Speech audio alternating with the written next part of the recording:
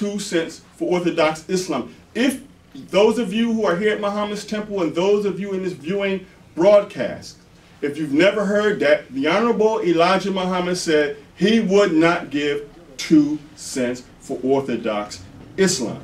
Yes, sir. So,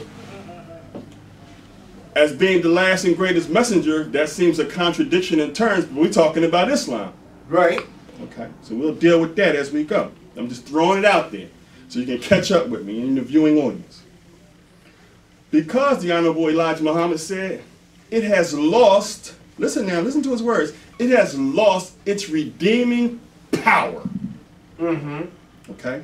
You can turn on BBC News, World News, and you can turn on World News Tonight with Charles Gibson, and you will see Muslims bombing each other's mosques and killing each other over there in the East.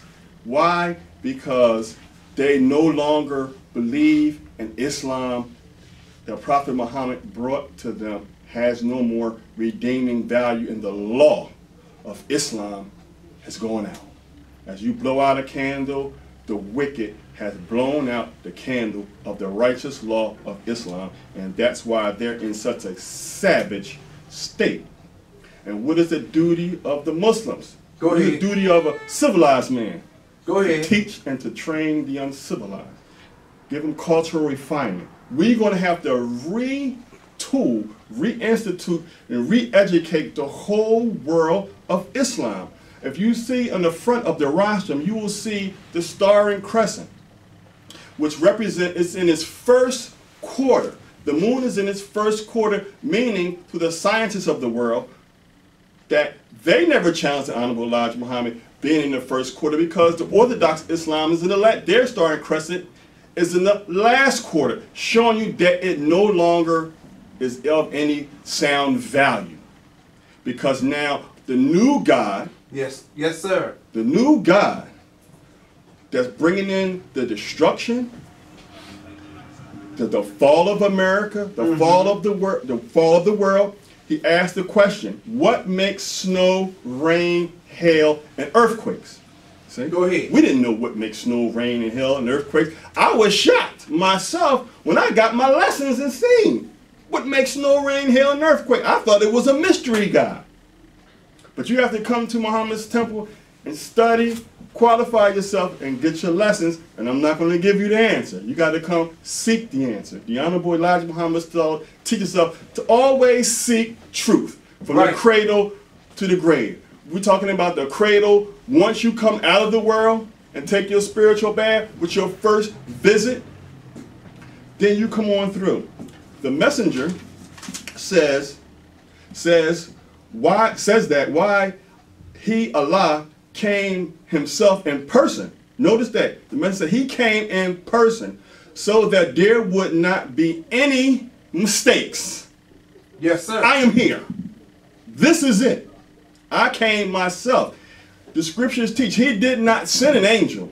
He said, even I must go down there to see what is going on in respect to the children of Israel, meaning the black man and the black woman of America. Yes, sir. But if you watch the 10 Commandments by Cecil B. DeMille, then you'll understand that he came down to fight the cause of Moses personally. All praises due to Allah. Since he is here, the Honorable Elijah Muhammad said that he raised me up, cleaned me up first from the muck and the mire of my own life prior to meeting him. See? And then we, as followers of the Honorable Elijah Muhammad, we should not be afraid or apprehensive to deal with his dead state prior to the meeting of Allah in person. See? Because he was in the muck and the mire, and he came and got us out of the muck and the mire. All praises due to Allah. So this is what he did, the Honorable Elijah Muhammad said.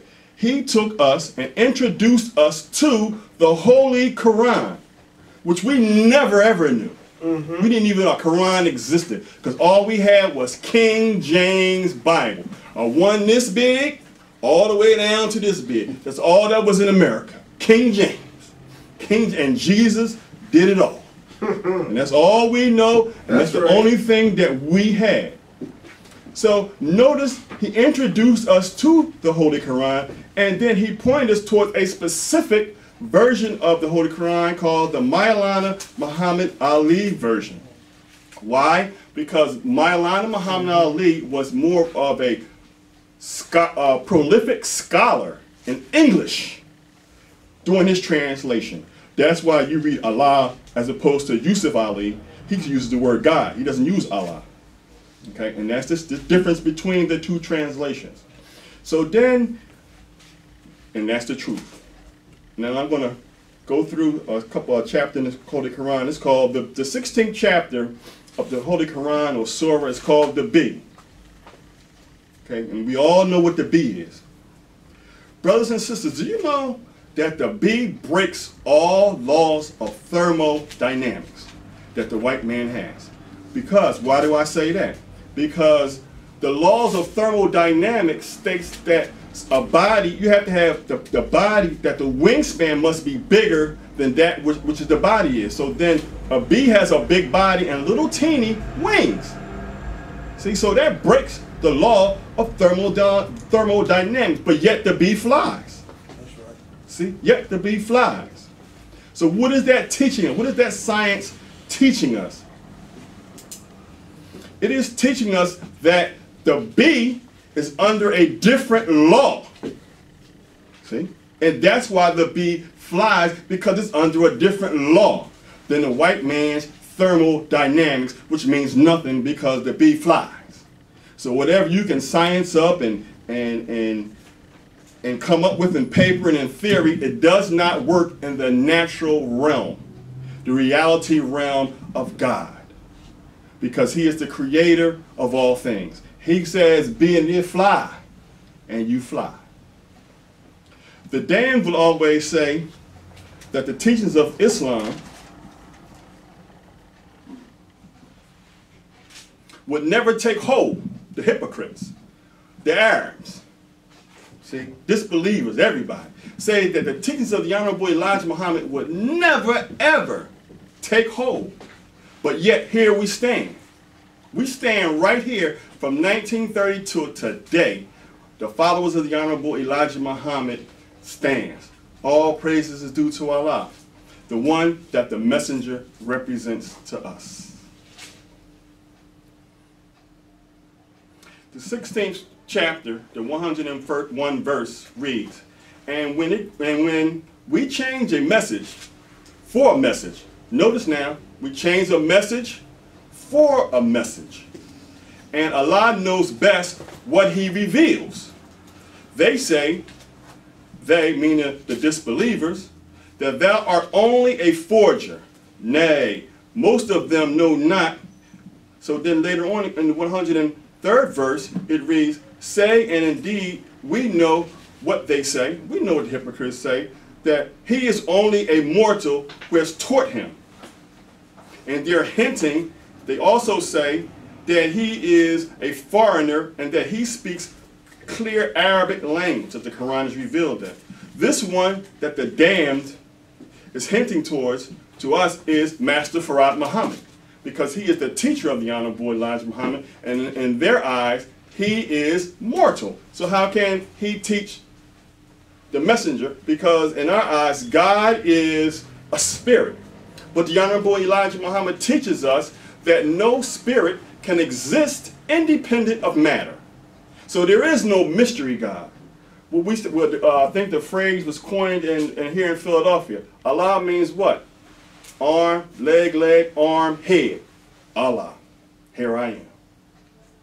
See? You don't have to go nowhere.